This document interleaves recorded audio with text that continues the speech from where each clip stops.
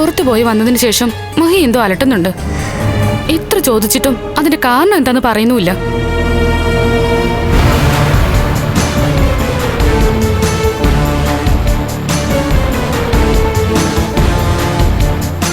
എന്തു പറ്റിയടോ? ഒന്നുമില്ല കണ്ണേട്ടാ. കണ്ണേട്ടൻ ഹോസ്പിറ്റലിൽ പോയിട്ട് കരുണയുടെ അച്ഛനെ കണ്ടായിരുന്നോ? അത് പിന്നെ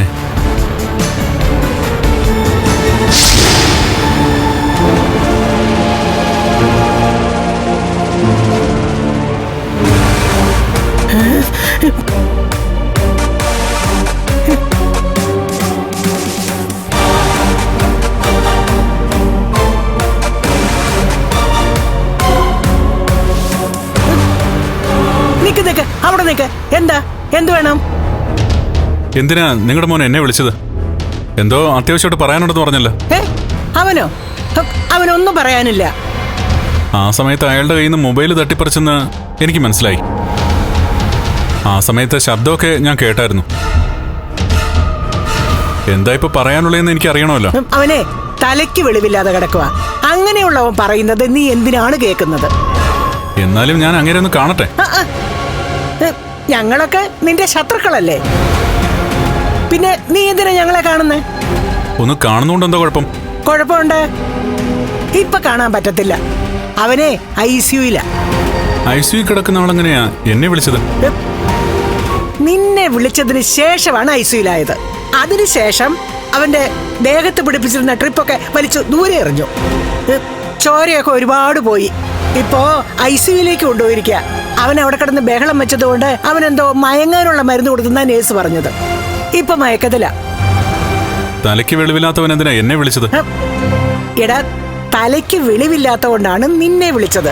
അല്ലെങ്കിൽ നിന്നെ വിളിക്കുവോ? എന്റെ പൊന്നു കണ്ണ, നീ നിന്റെ പാട് നോക്കി പോകാൻ നോക്ക്. എനിക്ക് ഇപ്പൊ മനസ്സിലായി നീ ഇപ്പൊ വന്നത് എന്തിനാന്ന്. എന്റെ മോൻ വട്ടായിട്ട് കിടക്കുന്നത് കണ്ട് രസിക്കാനല്ലേ? എന്നിട്ട് അത് പോയി നിന്റെ ഭാര്യയോട് പറയും.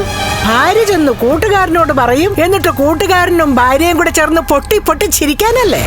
അങ്ങനെ നിങ്ങളെ പോലെ മറ്റുള്ളവരുടെ സങ്കടം കണ്ട് സന്തോഷിക്കുന്നവരല്ല ഞങ്ങൾ ആരും.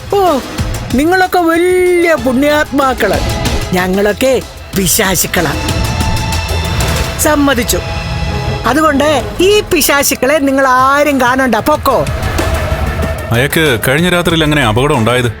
എങ്ങനെയാണെന്നൊന്നും എനിക്കറിയാൻ മേല. നിന്റെ അച്ഛന്റെ ആത്മാവേ ഇപ്പൊ അവന്റെ ശരീരത്തിലുണ്ടെന്നൊക്കെയാ പറയുന്നത്. ആ ആത്മാവ് എന്തൊക്കെയാ അവനെ കൊണ്ട് പറയിക്കുന്നെന്ന് അവന് പോലും അറിയത്തില്ല. ഇപ്പൊ വിളിച്ചു പറയുന്നതൊക്കെ കള്ളവാ, പച്ചക്കള്ളം. എന്താ അങ്ങനെ പറയുന്നത്? ഏതാണ്ടൊക്കെ പറയുന്നുണ്ട്. ചിലതൊന്നും പുറത്തു പറയാൻ കൊള്ളത്തില്ല. എന്നാ പിന്നെ എനിക്ക് അങ്ങനെയൊന്നും കാണാൻ പറ്റുമോ? എപ്പോ വന്നാലും കണ്ണാ, നിന്നെ അവനെ കാണിക്കത്തില്ല. അത് ശരിയാകത്തില്ല. അല്ലെങ്കിൽ അവനെ കാണാൻ വരാത്തവനാണല്ലോ നീ.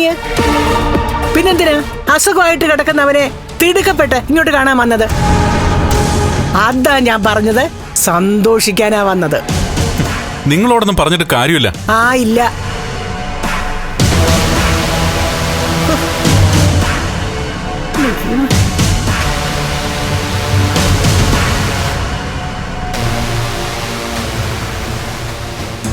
എന്താ, എന്തു വേണം?